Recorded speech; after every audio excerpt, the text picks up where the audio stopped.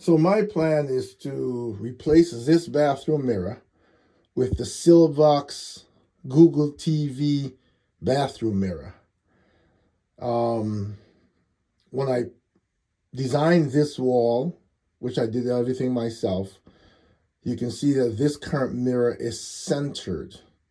So when I do put the Google TV mirror in, that is one thing that will not be the same. It will no longer be centered over the sink because this is a rectangle mirror that's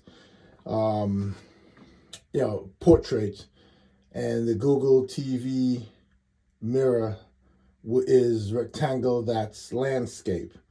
So it's gonna end up more towards that wall, and there's sort of not a lot I can do because I installed this outlet here after.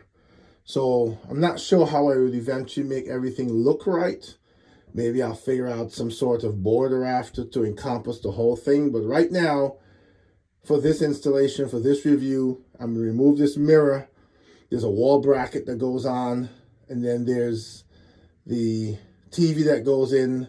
I may have to drill a hole through the wall. Behind this wall is my utility boiler room, which I'm not going to show in the review, but that is the way that it's suggested to hide the cables.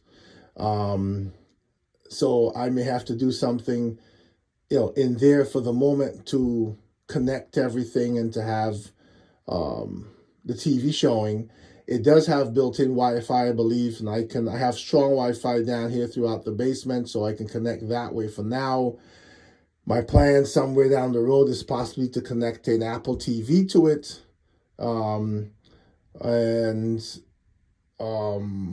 see how it goes. So this is where it's going to go. So let's get going. So here's the wall now. I just took the mirror off. This is the wall where the TV will go. And at some point, like I said, I'll show you when I've mounted the brackets and possibly drilled a hole through to the utility room behind to pass the cables through.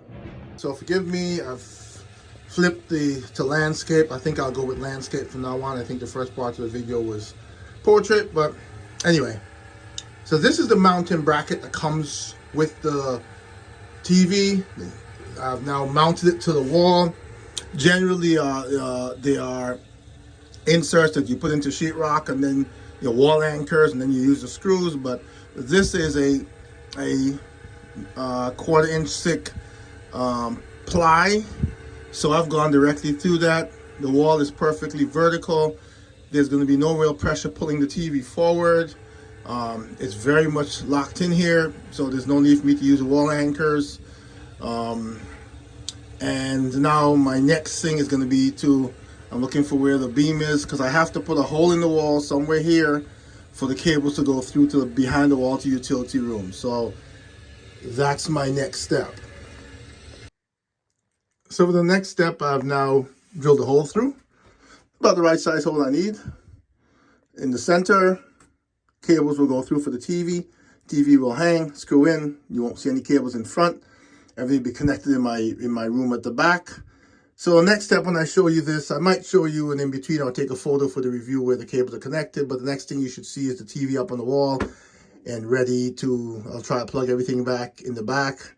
I don't have any cables like HDMI. I don't have an Apple TV in the back. There's a moment I don't have anything else really. So hopefully I can connect to Wi-Fi, and we can get some TV showing until at some point I decide to add an Apple TV and all of that other stuff. So now I'm at the stage where I'm going to hook the TV to the wall. On the back of the TV, there's a bunch of cables. I've left some in plastic because I won't use them for now. There's an RF cable, there's a USB cable, there's an HDMI ARC cable that I opened up because you see I put an HDMI cable here. I'm going to connect that for future use when I get the Apple TV, if I decide to do that. There's a power cable that connects here, a DC plug. There's an Ethernet network cable that I've also left in plastic because I plan to use wireless for now.